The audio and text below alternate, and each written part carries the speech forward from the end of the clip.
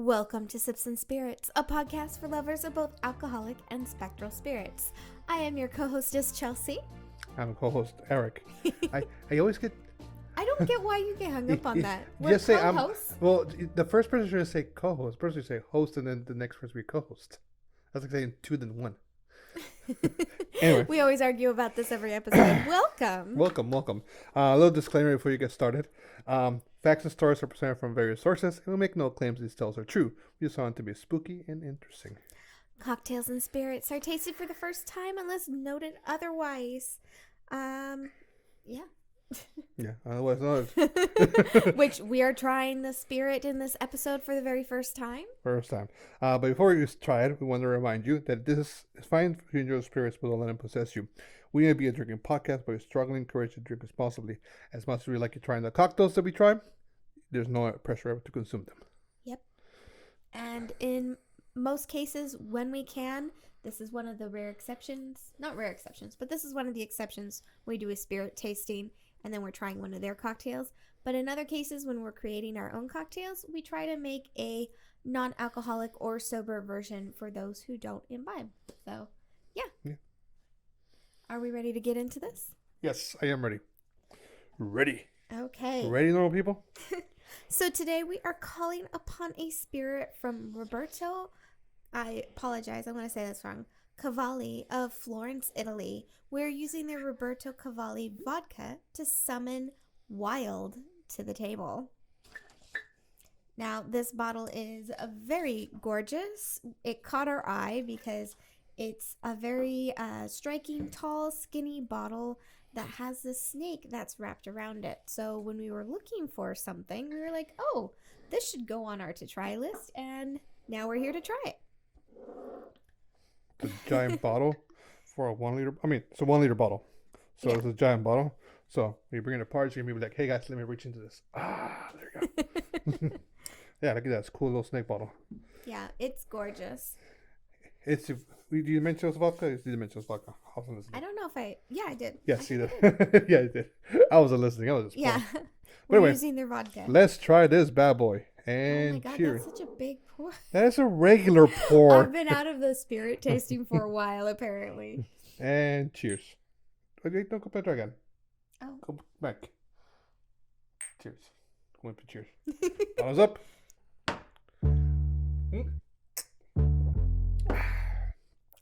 Huh. I drink something. Tastes like vodka. Tastes like vodka. Vodka. Okay. Actually, not too big a burn though. No. Nice and tasty. That's like actually could sip that. Why didn't you drink it all? Because I wanted to see what it tasted like sipping it. What? Okay. I usually do. Shots. You don't have to. I'm so bad at shooting. You don't have to. You can do whatever you want. You can explain to people. Chelsea cannot chug. I don't know why. She's broken somehow. I can't take big gulps. You can't take it. No, like literally, like she'll be like drinking out of like a Costco cup of soda for like hours, and I would have gone like 5 times like refill it already. Yep. Now, what can I say about? I don't know. It's just like she doesn't drink big gulps. It's very minimal. Okay. It's like a child. It tastes like vodka. Yeah. But like it does have a unique flavor, but I can't quite put my finger on it. Yeah, no, there's something different about it, but it's got your trademarks for vodka, but there is a flavor there, which I wasn't expecting. And fantastically enough, it does not have the Smirnoff burn, so yeah, and that kind of thing.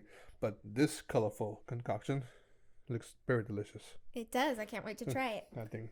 So I can't quite put my finger on that flavor, but I'm ready to try the cocktail. Ready to try the cocktail.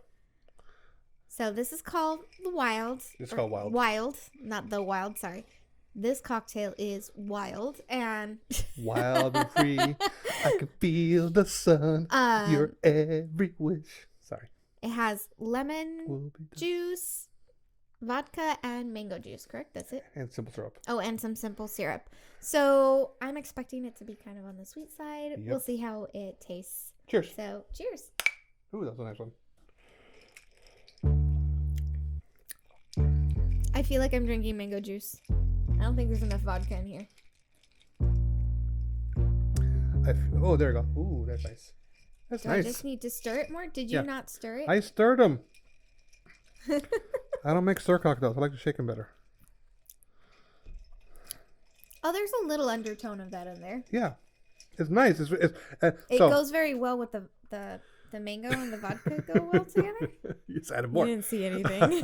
So, for our listeners out there, it says for mango juice, we use mango nectar, which is a little thicker. Oh, I thought it was mango juice. No, Isn't mango nectar mango juice? I think there's Every difference. time you go into the store, like, so even if you buy like Kerns or whatever, it says mango nectar. Okay, then I don't know. I thought it meant because it feels so much. I got But words. we did buy store prepared or pre-prepared mango juice instead of making our own. Yeah, we don't- because it is not the season for mangoes where we are. Yep, mangoes. But yeah, it's nice. But I feel like the because I've had this juice by itself, and it's very thick. I feel the combination kind of like a better word, thins it out. Yeah. So it's not like coating your mouth with mango nectar. I feel like I'm drinking mango juice. So dangerous cocktail. Yeah, very dangerous. Kind of thing. And why not? Because there's only an ounce and a half. Only? Your standard ounce and a half. Yes, I was gonna say. Some of our friends would be like, it's 2 ounces or no deal. At least 2. You gotta be this tall to right. You know who you are. Yeah, why not? But yeah. No, I mean it's not bad. It's a great little cocktail to have, you know. Easy, quick whip up. Mix in your glass. Yeah, you pour it on the glass and just mix kind of thing. Which is always great. You know, we don't always have our cocktail shaker on hand. Or if you're making en masse, it's great to just like Make a you have your selected number of glasses and just add the ingredient to each of them. yeah, or And then stir. you can make a giant punch bowl and just stir. Yep. Stir. So You ready to learn a little bit about this spirit? yes. All right. I'll put it off because it's blocking my view. We can put I it can in. still see it. Let's put it in the bar. Doesn't fit. Oh, like perfectly framed. All right. So, who is Roberto Cavalli? He's an My Italian primo. fashion designer and inventor known for exotic prints and the sandblasted jeans look. So, I'm definitely not a fashionista. I didn't know someone invented the sandblasted jeans look. Everything's invented nowadays.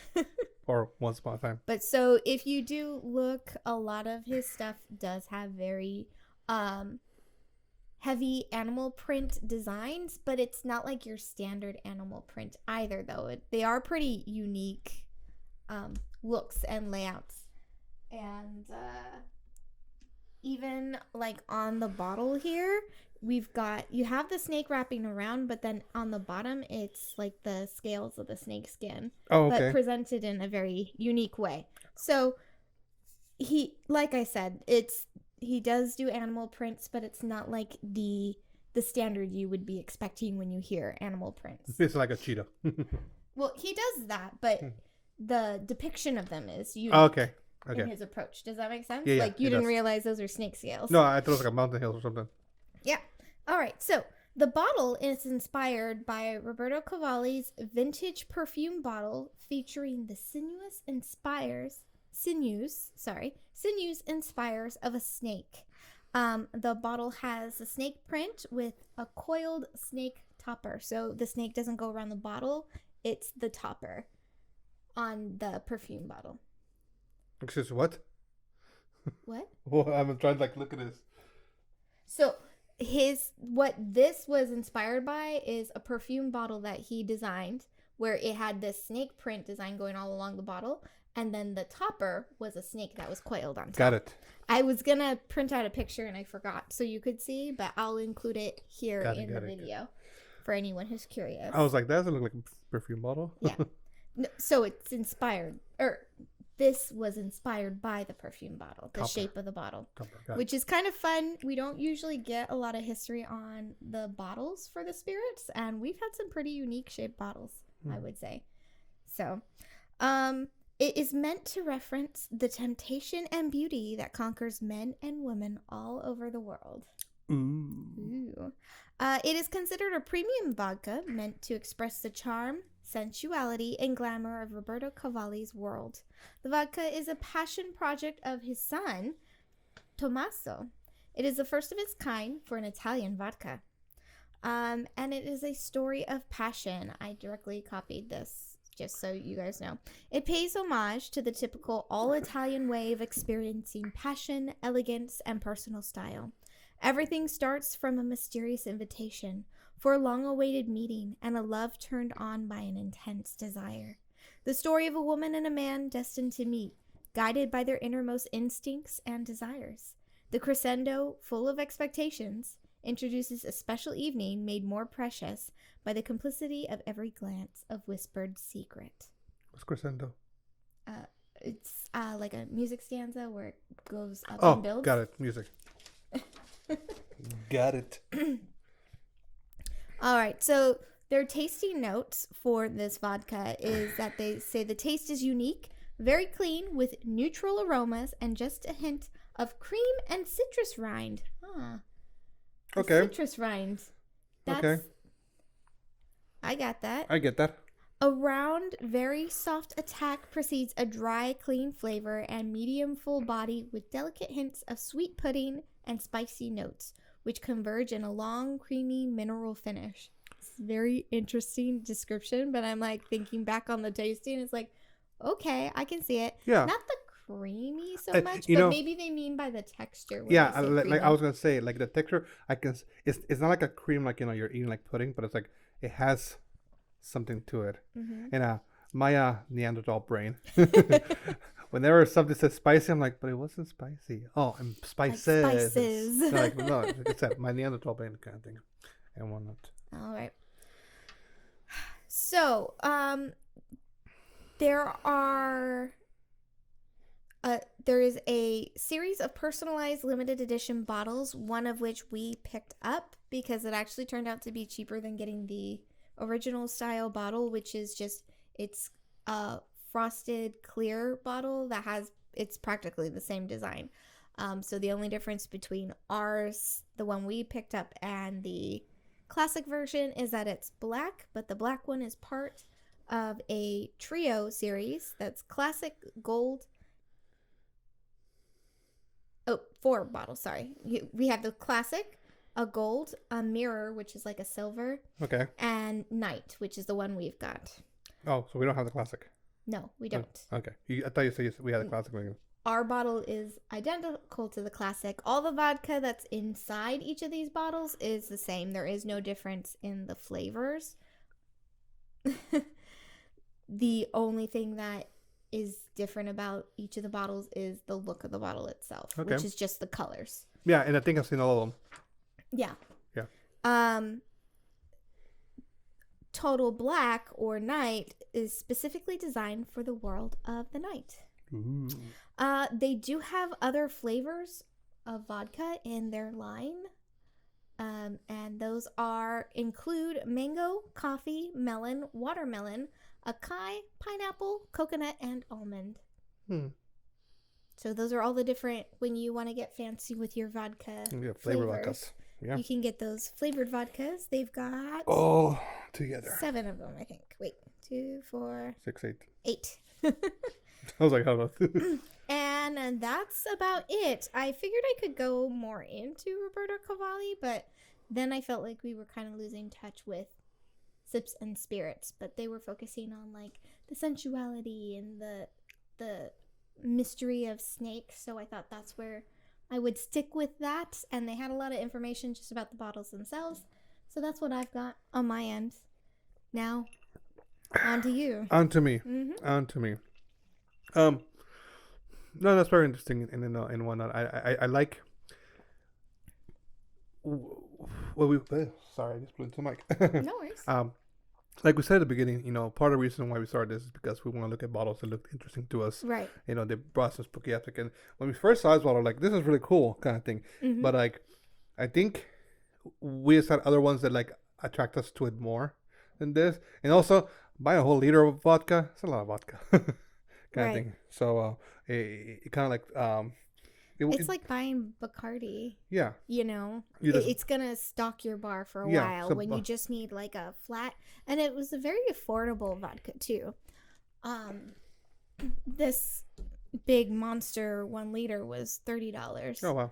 So And I would recommend, like, we picked it up from Total Wine. I think they're a Spirits Direct association. I'm not 100% sure. I'd have to double check. But they had the others, and we went with a different edition from the classic version of the bottle because getting the 750 milliliter bottle actually cost more in the classic version than getting the 1 liter bottle. It's 35 or 38, I can't remember, like that, to yeah. get the 750, your standard bottle size. And I was like, and I think it was a Spirits Direct because I used a coupon and actually got it cheaper. Even cheaper than fantastic. Yeah. Great. Okie dokie. So, my turn. Her turn. So last time on Dragon Ball Z, last time on Sips and Spirits, I asked you a question: is if you're going to go somewhere, you're traveling to Transylvania, you're going to encounter a vampire. Yes. What would you pack to protect yourself from a vampire? So, going with the classics, you're going to go camping, in the nice, beautiful woods. But you've heard rumors that there's werewolves in this woods. Oh. So what would Chelsea pack to protect herself or defend herself from those lovely, lovely little puppies? Defend myself from werewolves. There's really not much, is there? Wolfsbane, right? Silver. Yeah. Silver is expensive. Might be a little out of my budget. And it's like a silver bullet. It's very specific. There's like one thing to stop a werewolf. Is it just a silver bullet? But also wolfsbane. So I'd probably pack some wolfsbane essential oils and put it around your perimeter of your campsite because it's supposed to ward off or keep in werewolves. That's the only other thing I've heard of. Is that what it's called, wolfsbane? Mm-hmm. Oh, I know that. It's the bane of the wolf. Okay. So like it has another name. Nightshade. No, that's a different that's a different one entirely. I think it's called Monk's Hood. I was laughing because like whenever like something like in shows it like this is but it goes by another name. It's always like Nightshade. Right. It's like, wait, what? I thought just silver in general was good against werewolves. Usually that's it. I was right. It is Monk's Hood. Because like I'm thinking about like back in whatchamacallit, Helsing time, where they didn't really have guns. Depends which movie you watch. Like silver was like, like they had silver coming out of the woodwork, first of all. They didn't though. Yeah, I think I wanna. So it's like the church did. I just remember in Alvin and the Chipmunks, and that's how they stopped the werewolf. He had a silver wolf head cane, and so whack him on the head with it. It wasn't a bullet though, so it's silver. Right. So I was like, okay, so I think it's just silver in general that kind of helps you out. But he made that from the bullets that the villager shot at his grandfather. That's what they said in there. So, those are big bullets. That's a lot of bullets. Yeah. First of all, what kind of villagers have those silver bullets? But anyway, are you scared of werewolf Skycat? Just jumping around and everything. But okay, wolfsbane. Yeah. That's easy to like walk, like travel with and be like. Yeah, it's like they're purple flowers. Oh, so pretty. Yeah.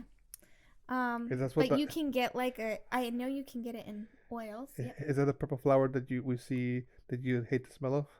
No. It's a wolfsbane? No. Are you sure? Yes. Okay. But it kind of looks like it. Now you mention it. I'm like, oh no, there's this purple flower, but it's like in this like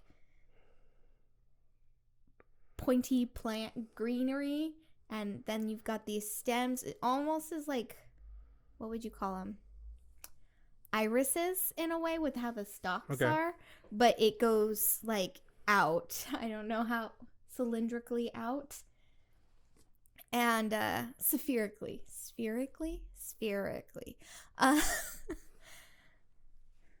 Dangerous. this cocktail. Since you added more vodka to it. It was like nothing. It wasn't even like a quarter of an ounce.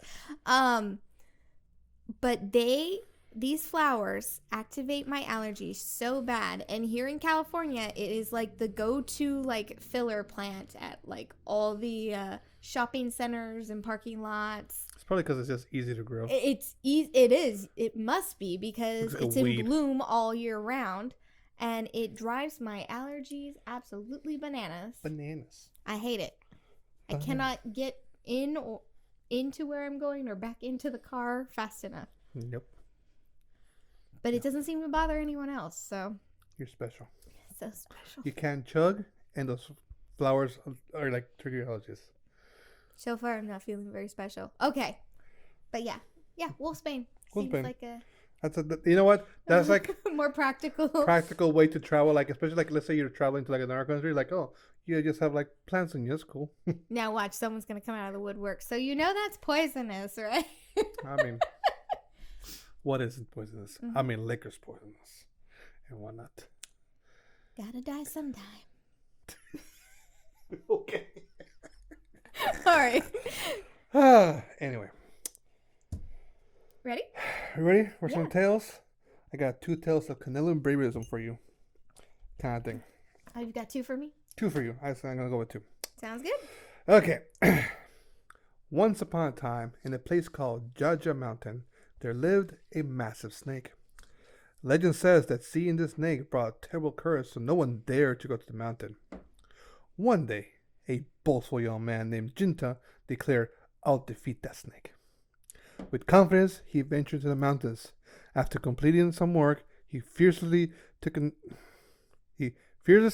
nap, lying in the shape of a large dog character. After a while, Jinta suddenly awoke and found an enormous snake, thicker than any tree, snoring loudly beside him. Whoa, it's huge! Even the brave Jinta was taken back, but he was always boasted about his strength and couldn't back down now. Gathering his courage, he approached the snake and struck his head with his hoe. Whack! Startled from his peaceful nap, the snake sprang up, opening his wide red mouth, ready to bite Jinta. But Jinta repeatedly hit the snake in the head with his hoe until it finally defeated it. Wow! Defeating that snake is quite an achievement. The villagers praised Jinta. Still fearing the snake's curse, they kept away from the mountain. One day, a large woman visited Jinta. Sorry to intrude, but I want to avenge my husband's death. I've heard you're incredibly strong and skilled in sumo. Could you teach me? Seeing the woman bow repeatedly, Jinta agreed to wrestle with her. Ready? Fight! The moment they grappled, the woman stuck out a long snake-like tongue and whispered, "At last, I can avenge my husband." What? Before he could react, she transformed into a snake, squeezing Jinta tightly, and an intense grip made his bones creak. Are you the wife of the snake I defeated? Yes, he killed my husband while he was napping. As the snake tightened his grip, Jinta grabbed a nearby stick and beat the snake in a frenzy. After numerous blows, he also killed the snake's wife. From that day, no snake was seen in the mountain, but Jinta, due to his injuries from the battle, suffered many days and eventually died. The end. A bit anticlimactic there. Very anticlimactic. So I think I missed a moment. He just went up into the mountain to like prove his bravery. Yes. So the snakes weren't like really. Well, the snakes weren't bad, but no one went to the mountain because they cursed you.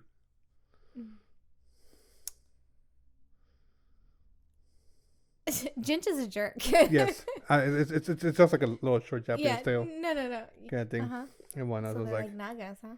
Yeah. Ready for another one? Yeah. Hit me. In ancient times, there lived some very large snakes that glittered nearly as bright as the sun. They had 2 horns on their heads, and they possessed a magic power of attraction. To see one of these snakes was always a bad omen. Whoever tried to escape from one instead ran directly toward the snake and was devoured. Only a highly skilled medicine man or hunter could kill a 2-horned snake. It required a very special medicine and powder. The hunter had to shoot his arrow into the 7th stripe of the snake's skin. One day, Shawnee Indian youth was held captive by the Cherokees. He was promised his freedom if he could find and kill a horned snake. He hunted for many days in caves over wild mountains and at last found one high in the Tennessee mountains. The Shawnee youth made a large circle of fire by burning pine cones. Then he walked towards the two-horned snake. When he saw the hunter, the snake slowly raised his head. The Shawnee shouted, "Freedom or death." He then aimed carefully and shot his arrow through the seventh stripe of the horned snakeskin. Turning quickly, he jumped into the center of the ring of fire, where he felt safe from the snake. A stream of poison flowed from the snake, but was stopped by the fire. Because of the Shawnee youth's bravery, the grateful Cherokees granted him his freedom, and they had a promise. 4 days later, some of the Cherokees went to the spot where the youth had killed the horned snake.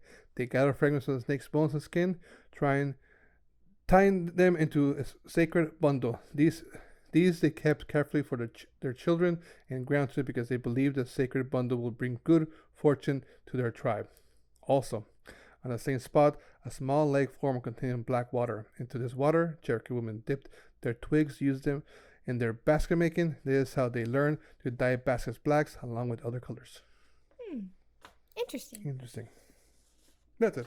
That's it? You don't have any, like, snake lore or... Those are some both snake lores. Well, they're stories. They're all, but like... Well, so... What do you mean snake lore? Like... I'm sorry, this stories were not entertaining enough. No. Well, just thinking about, like, through the ages and what snakes may symbolize or represent, because they're used throughout history. Yep. For different. I mean, some of them are looked at gods, some of them are cursed spirits. Yeah. Kind of yeah, I mean, like, I always think Medusa when it comes to snakes. Why did we pick the snake bottle? I feel like snakes they fall in the category of spooky, like spiders. Well, I mean, like bats. People have fear of snakes, like people have fear of spiders or fear of dogs. Yeah, I mean, I don't know. How do you feel? I feel like a snake probably has earned its, like, fear. It's a little bit more reputable than, like, fear of a spider. How so? Most of them are right? It's a 50-50 chance they're poisonous. Their bite does hurt. Whereas it's like there's like 2 spiders that could really hurt you. Kind of thing. No, well, so all spiders carry venom, but they're not venomous to humans. No, yeah, for sure. Right? Mm-hmm. Whereas, like, any venomous snake you're getting bit by is definitely going to kill you. Or do some damage. Right? Yeah, no, for sure. I feel like snakes is one of those, like, for like... I'm not scared of them. I find them very fascinating. I want to make that clear. Like, I'm not like, oh, I think spiders are cool, but snakes kind of scare me. That's not what I'm saying. I just feel like the fear of a snake is a little bit more warranted and understood. I think... it's not that I see it as more credible than like a fear of spiders kind of thing and whatnot. But I feel that when it comes to I can understand it more. Well, and the thing is, like, when it comes to snake fear, is there's 2 fears to them. Number 1 is the whole poison thing. Number 2 is the whole strangulation thing, because some pythons are huge. Yeah. Like these pythons. Whoa. You've been dying to use that. So like, you know, and so the idea of, like, you know, being constricted kind of thing and whatnot. Now, when it comes to spiders don't get any bigger than that kind of thing. Right. You know? When it comes to snakes, you know, you have, you know, little garden snakes, you know, we can slither around, you can see them, or you have like a giant, like 12-foot python kind of thing, you know. Mm-hmm. So it becomes more of a larger thing kind of thing. I feel when it comes to stories and whatnot, like the stories that I read today kind of thing, is that snakes have always been had in a negative tone in stories kind of thing. Uh-huh. And I think it goes, you know, like when it comes to, like, if you think about, you know, the Cherokee or, you know, the Native Americans, or you think in Japan, you know, that they have their things, but then if you think like in the Christian religion, is a snake that, you know, usually the devil takes on the form of a snake. Yeah, because, you know, like the whole idea of this creature who slithers in the ground, you know, just sneaking around, just drags itself kind of thing. And I feel I think that I read a story once upon a time where somebody was like pretty much like punished by the gods, Mm-hmm. and it was made into a snake. It's like, you have to like now live your rest of your life dragging your stomach in the ground. Mm-hmm. Like that sounds like a story I heard once upon a time. Yeah, that actually Kind of thing. sounds familiar. And whatnot, and whatnot. But it's like I said, like I've never met a snake that I'm scared of. Like I've seen like a cobra, in front of me, Mm-hmm. kind of thing. But it's like that's cool. Like don't get close to it. Don't poke it with a stick. Yeah. Kind of Well, thing. like, I don't know if they still have it, but when we were going to Academy of Sciences in San Francisco, they have in the gift shop like a lovely terrarium for their giant yellow python named Lemon Drop. Mm-hmm. I love the name. But yeah, no. I think. And it's like, but it's like it's a python, right? Yeah. But it's not like, to me at least, not intimidating, right? But they're not going after humans, the pythons. It's not like Anaconda horror movie. That's not actually normal or standard snake behavior, I should say, because there are places where there are very aggressive snakes. I think about, there was that one like special we listened to where they discovered like that lost monkey kingdom. Yeah. And getting to it, there were like these giant snakes that were very aggressive.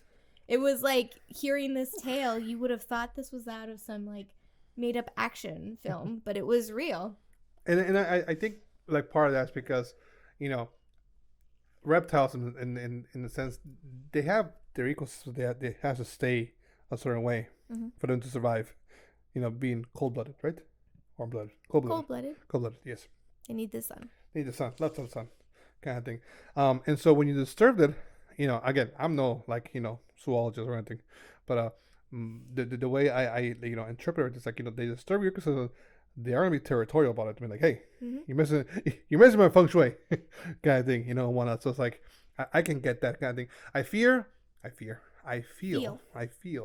touch.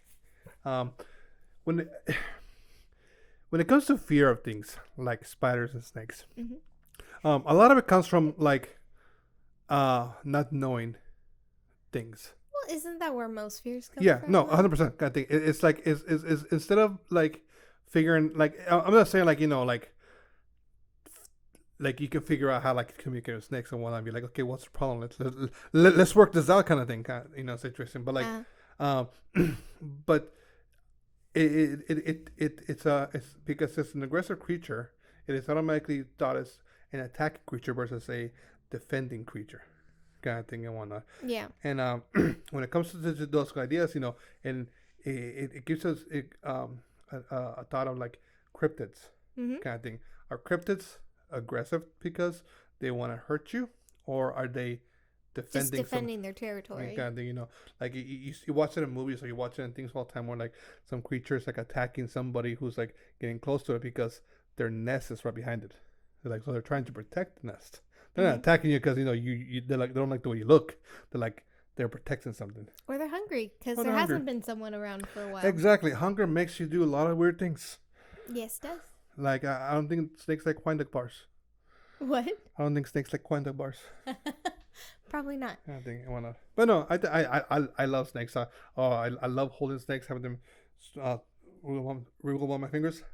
And when I first came to the United States, in my 5th grade class, we had a little snake. It was really cool because I was like, first of all, you guys have pets in the classroom? That is fantastic, kind of thing. Because in Mexico, they don't have luxuries like that.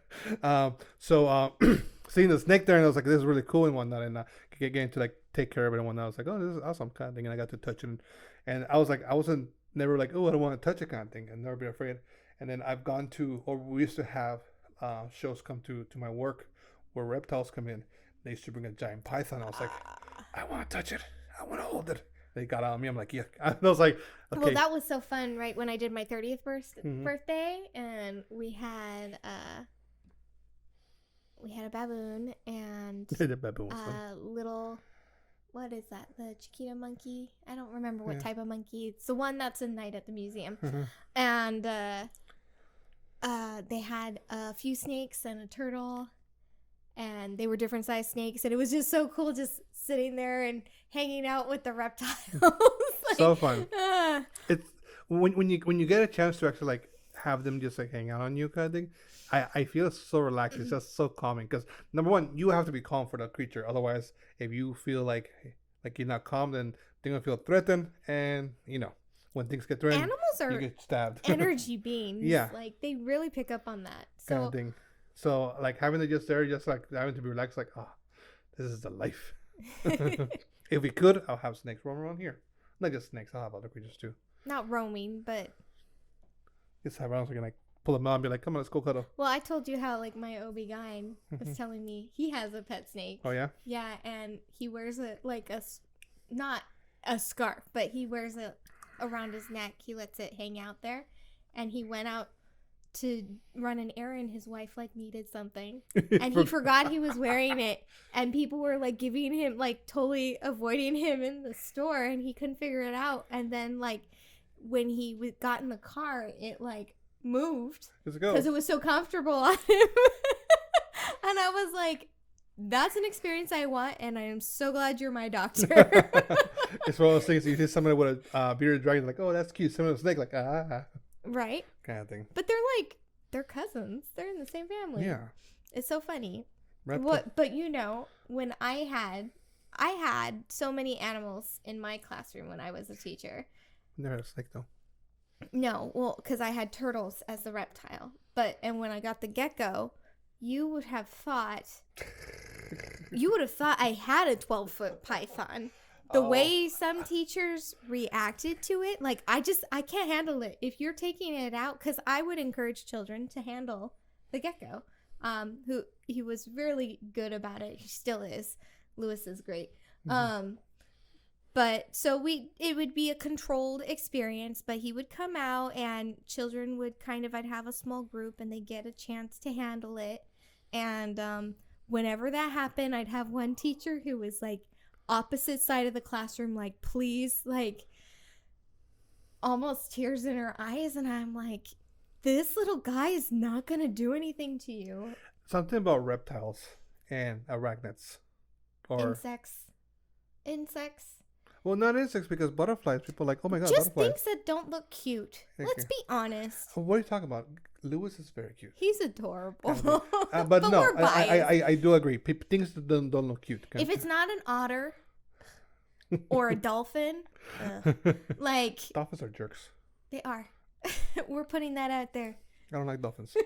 I'll punch one in the face. But like, when it comes to reptiles, like most is not... Is that just human nature? Or because we don't really, in the pecking order, honestly, very rarely do we have to worry about these things. Nope, I'm top. Just naturally, instinctually, they're not really a concern for mankind. Yet people are so terrified of them to a point where, like, I don't. How? Well, I mean, is the whole... But I also don't really... I don't have that, like fear? Paralyzing fear of something. At least not that comes to mind. Heights. Yeah, but even then it's very conditional. Yeah, no. The heights. I feel like it's how do I say it? Because like some people like have like our children have no fear of animals. They love all animals, which is fantastic. Even bugs. Well, we push that. That's my learning experience being in the classroom. It's important to expose your... But like even without like being like pushing the kind of thing, like they're curious about them, so they approach it in that aspect of things. Every child has that curiosity. And every child has curiosity, but it when they start like having other people influence them, reptiles have a in like I mentioned a stigma. I mentioned the Christian religion, when it comes to like snakes and aspects of this, like the devil turns to that. But I feel other religions look at reptiles as like evil animals because, like I said, most of them walk on their stomach, kind of thing. All walk on their stomach. Yeah. Well, and is there a reptile like walks straight? Right, up? and man, yeah, there's that running lizard. But not all the time.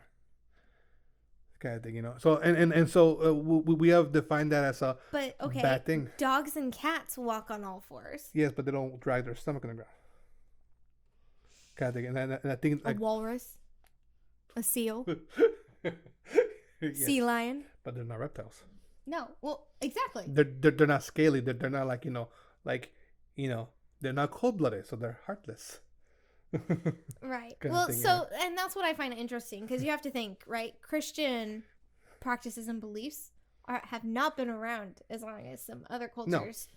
That's the one that comes to Stories mind. and folklore, right? But it's always interesting to see, like, Well, you mentioned Medusa earlier. Kristen of Halloween Art and Travel. She did a great episode, and I shared it during Be Kind to Spiders Week, where she talked about all the different like animals that are associated with Halloween that have a bad rap, and what like their original symbolism and meaning were, and what may have triggered or caused that catalyst to have that change. Because like spiders, for example, used to actually be, or still are, depending on what you believe in, a sign of wealth and attracting prosperity.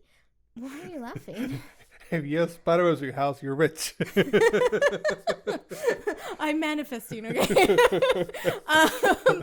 But right, so it would attract good things. They were very positive signs. Snare in your web. But then, like, someone came along.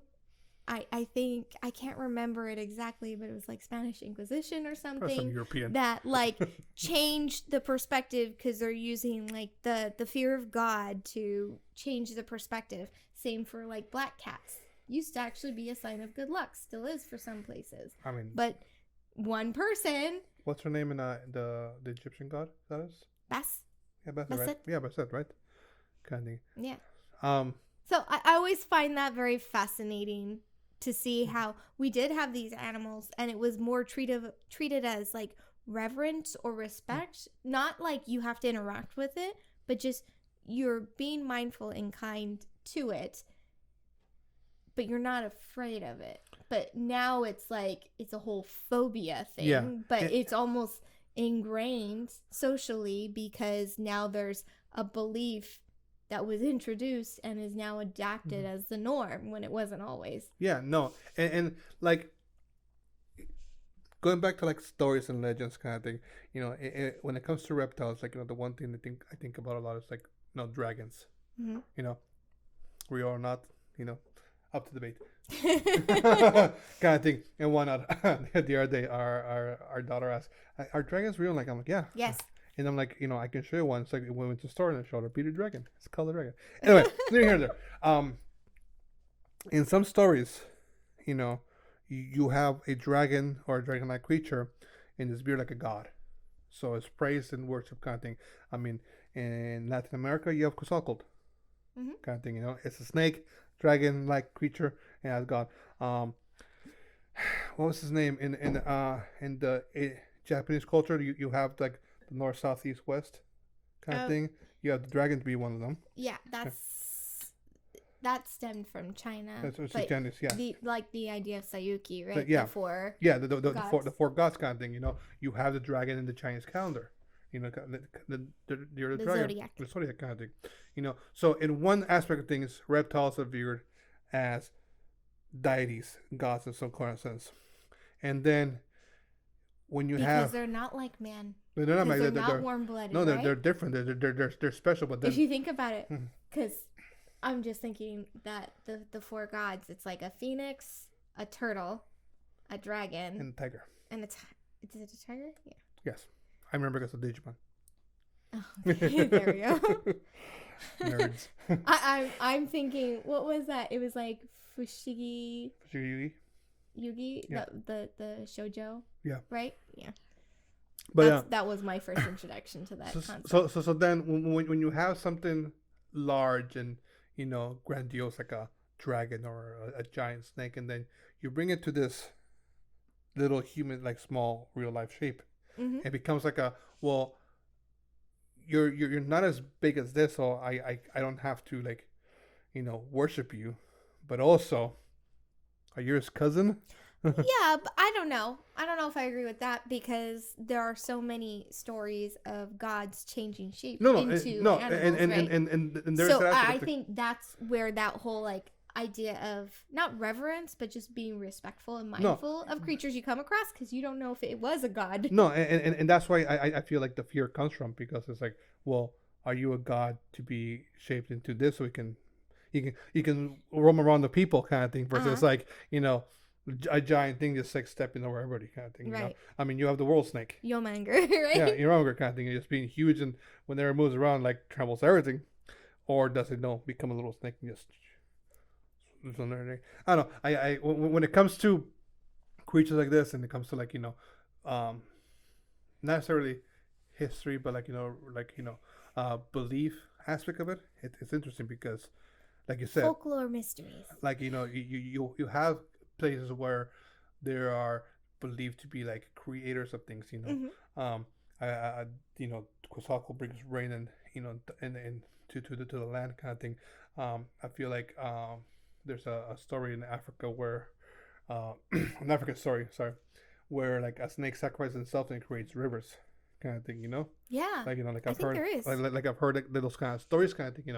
And then you have the stories that I shared today where the snakes are bad things, kind of thing. And then, Dependent, yeah. but it created this like black lake, or this black, but then that lake became the ability for them to dye, their crops and whatnot, their clothes, Yeah. different colors, kind of thing. I don't know. It's interesting. I like how people try to like, or how cultures have tried to like explain things, Like the Kalapalua. like the Kalapalua Right? kind of thing and whatnot. It's fantastic and whatnot. But it's interesting overall kind of thing. And I love folklore. folklore's Can fantastic. you guys tell? We can spend like hours and hours just talking about just researching and talking and whatnot, because your folklore and my folklore are different, but they have some connections, some similar ideas, kind of thing. And it becomes like a thing of like like how the stories. It makes you. It kind of. It makes it hard to say. Well, it's just made up stories. Makes Pangea when real. there's. Don't get me started on that. Oh my gosh! But thanks for interrupting my thought. I was gonna be all profound. Sorry. And now I'm gone. It's gone. It makes stories and No. connecting the dots. No, okay, whatever. Well, no. It makes it hard to like argue that even if they don't exist now or exist on our plane anymore, whatever your belief is, it makes it hard to refute that you can't say this didn't exist absolutely at all when there's so many mirrors in cultures that hadn't interacted. Yeah. And these stories originated before they actually had their interactions. Yeah, and so yeah, I don't know. It's fascinating, and we could go on for hours and hours talking about it and the comparisons and whatnot. I'm sure an archaeologist can like explain that better to us, but it makes me believe a little. Sometimes they take a little bit of the fun away, though. Okay. Well, yeah. Yeah.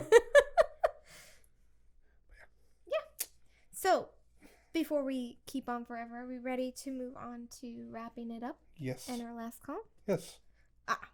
So, we're not getting questions, but that's okay. You guys aren't curious? That's cute. No, we're all just still recovering from winter, I think. Winter. Oh. We're waking up. We're slowly waking up. I've been awake all winter. I love winter. Although I think this episode's coming out April. But so what I did, and this is a new little thing we're going to try, is... Something new. I made, for our questions from the beyond, I made questions from the beyond. Yay. Coming from little ghost cards. Little ghost cards. And what will happen is I actually have some blank ones. So anytime someone asks one, I'll write it down on a little ghostie and throw it into our deck. Sounds good. So your question will get featured eventually. So feel free to drop it in anytime you want. And yeah, hopefully that'll tide us. These cards that I've made will tide us over till then. Yeah, like are we doing like one per episode, like doing like I was 2 or thinking 3? like one for you, one for me, and see how the conversation goes. Sounds like good. doing one to two cards. 1 2 cards, got it. So you want to pull, you want to shuffle, and then pull, up to you. They're little, because of their ghost shape, they're a little hard, but. Ladies first. And. Like, she does all the questions because she wrote them down. Well, no, but I purposely, I just made a list, but wasn't paying too much attention, so like, I'm hoping over time I'm going to forget them. Is the idea that we would a question you both answer? Yeah. Okay, cool. So, 2 questions to answer is a 2 to 4, yeah. Ladies first. Okay, so mine says, are you superstitious? Define superstitious. It just... No, the reason I'm asking because some people look at superstitious as someone who Okay, well, so I can answer, sort of. No, so because I am guilty of, I spill salt, I do throw it over my shoulder. Mm-hmm. There's some things that I'm that's just Step obviously. On a crack? I love stepping on cracks. I'm a big troublemaker. That's probably why my poor mother is so broken. I love you, Mom. I was going to say the same thing. No, that's what my question defines superstition, because when some people are told they're oh, that person's superstition, it means that they don't. It's only the bad juju stuff that they believe in, and they don't want to be involved in anything at all. Versus somebody else who can be superstitious, they believe the whole step on a crack and the whole you break your mom's back, but also they believe in cryptids and ghosts and if you do certain things you can I love learning about superstitions. Yeah, superstitions. I was suspicious was in my brain. I was I don't think that's right. It's superstitions. Super suspicious. I think I've mentioned it before. I have a book, a dictionary of superstitions. So I'm really intrigued and fascinated by them just as much as I am by mythologies and folklores. But you don't open an umbrella inside, it's because you don't want to poke anybody out or knock something over. That's why they had that. Don't walk under a ladder is bad luck, because something could fall from you passing under the ladder. On you. Onto you. Yeah.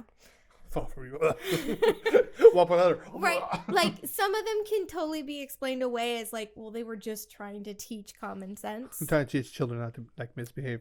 But then some of them I find you have to throw the salt over your shoulder or you're going to have bad luck. Or you break a mirror. 7 years bad luck. Well, because mirrors should be made of silver. Yeah. So seems like you should be punished if you're paying that much. It took you 7 years to pay off that mirror afterwards. No, and I'm with you in that. Superstitions are very interesting. We did that in the Christmas episode where I gave you a bunch of winter superstitions. Yeah, that. Don't gift shoes on Christmas because somebody will walk away from your life. Yeah. Kind of thing and whatnot. So I think they're interesting for sure. But I don't think there's any superstitions that I'm do this and grab an egg to purify you and whatnot. Right. They're interesting for sure, kind of thing. I guess the only one that always itches the back of my head, and I've heard Latin Americans have it. I also heard the Philippines have it, and it makes sense because Spain. But leaving your purse on the floor. Oh, a lot of cultures have that. A lot of cultures have that. It means that you're gonna lose money because you drop money. Which is so funny. I had never heard of that until you met me. Yeah, and it's just and you would get so annoyed. And it's okay, my purse is always on the ground. Which is probably why. Yeah. So in retrospect, that's the one I could think of. So my association to that is if it's on the ground, you don't know if someone's getting into it. Yeah. No, exactly. 100% kind of thing. Oh, I dropped my pen. I stole your things. Yeah. Kind of thing. Whatnot. But no, superstitions are definitely very interesting. And again, like you said, it's interesting what different cultures have and how they do it, because some of them are very similar. Like I said, you have the Philippines, you have Latin America, and whatnot. And again, they were both invaded by Spain. So, it makes sense that they might have some similarities kind of thing. Yeah. But like I said, other cultures have it too, and whatnot. And so it's the connection of were they real once upon a time? Mm-hmm. For sure. Okay, so what's your question? My question is, I don't have a question. It's blank. It's not. If you saw a UFO but were alone and had no proof, will you tell anyone? That's a good one.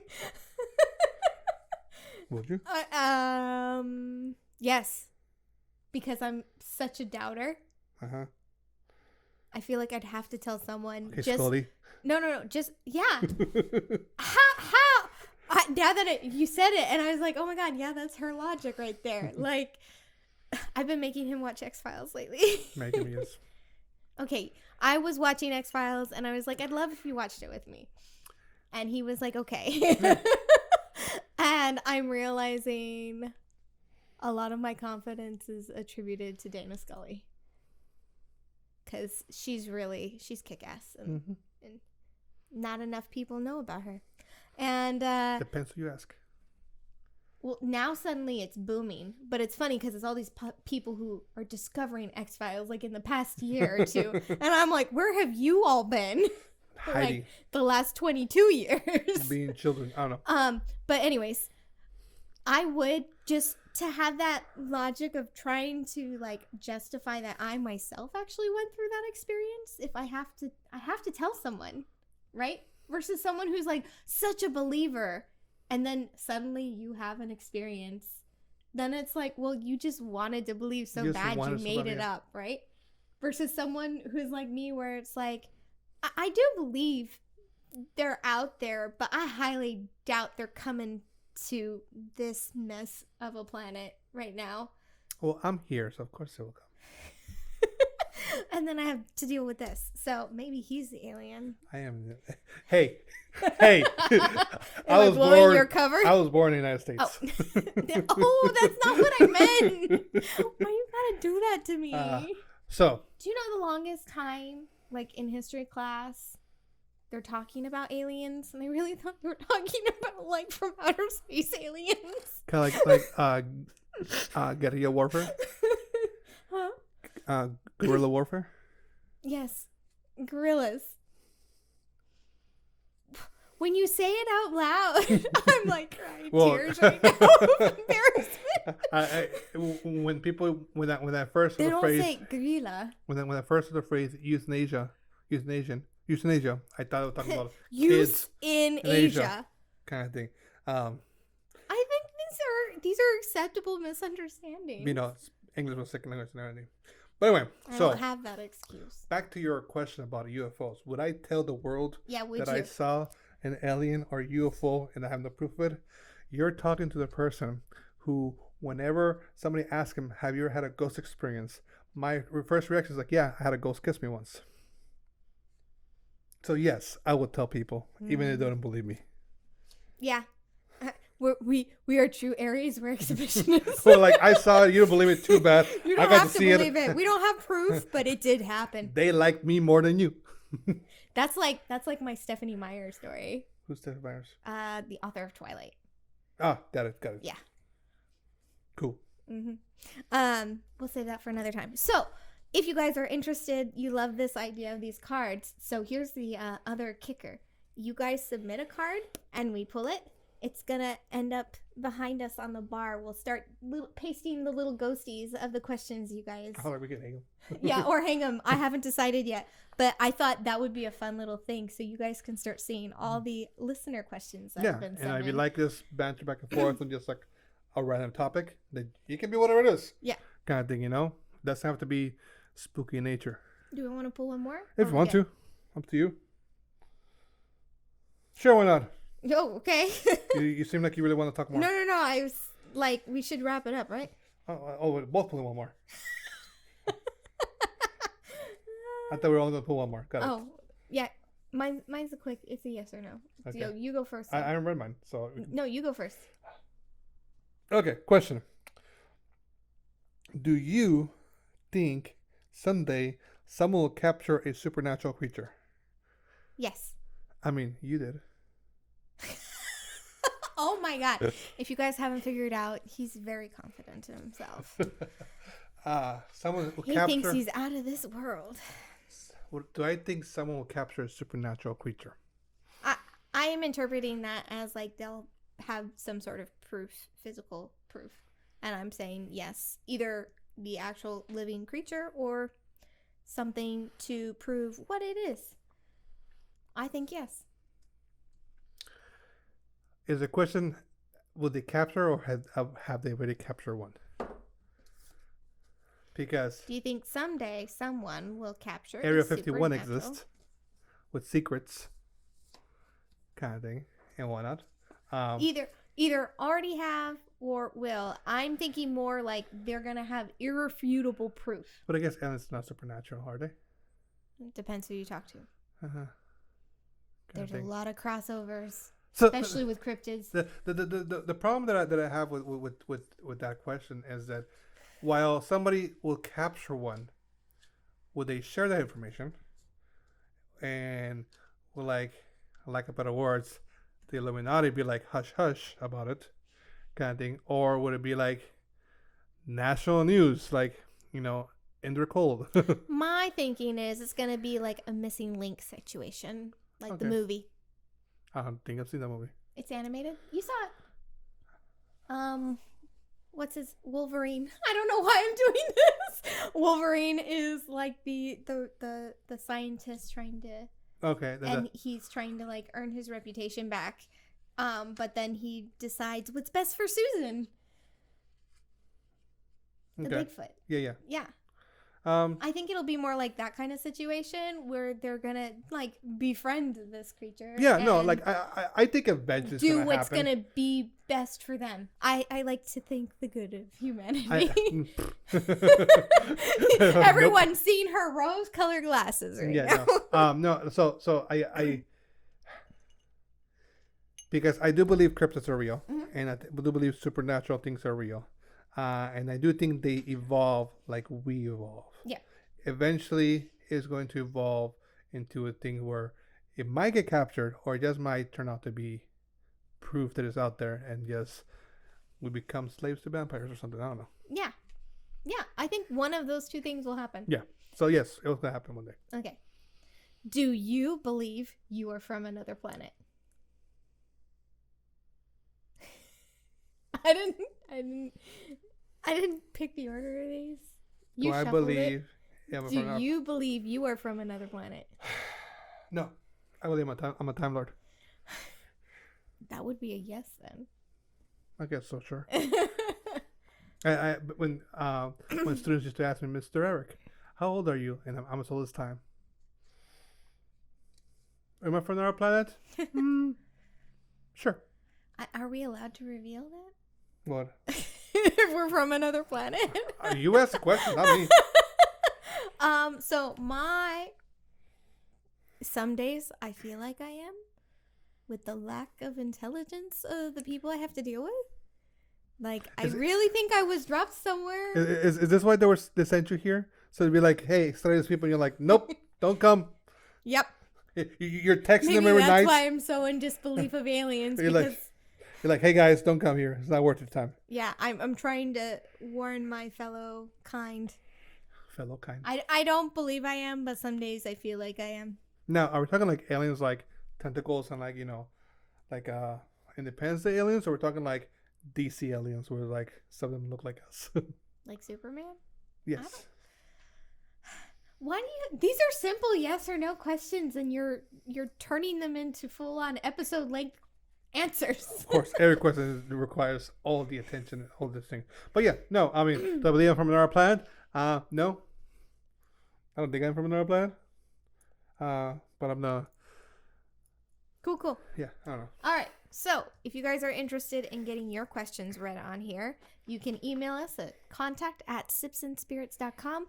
Reach out on our social media, send us a message, or comment on one of our posts, whichever you want to do, and we will answer your questions here on any of our spirit featured episodes. When we take shots. Shots. And with that, I think we're ready for our last call. Thanks for sipping along with us. We want to keep those spirits flowing. So please be sure to show your support by reviewing and subscribing to our podcast. If you enjoy the show, be sure to share with others. Tell us what you think about snakes. Yep. And Fine. my pythons.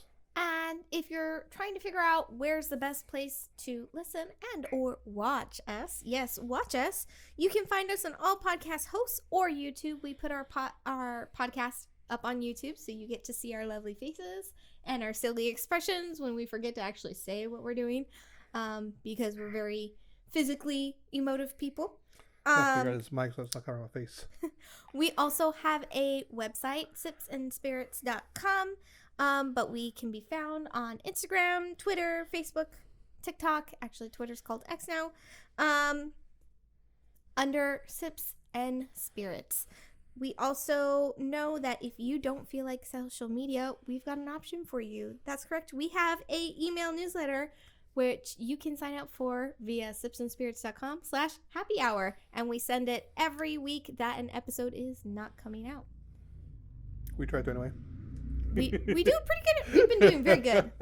Thank you very much. I apologize to you because I've been moving a lot, so hopefully my audio hasn't been like, wee. Yeah, I don't know. We're still figuring out, like we said, we got new audio interface, episode 51, we said.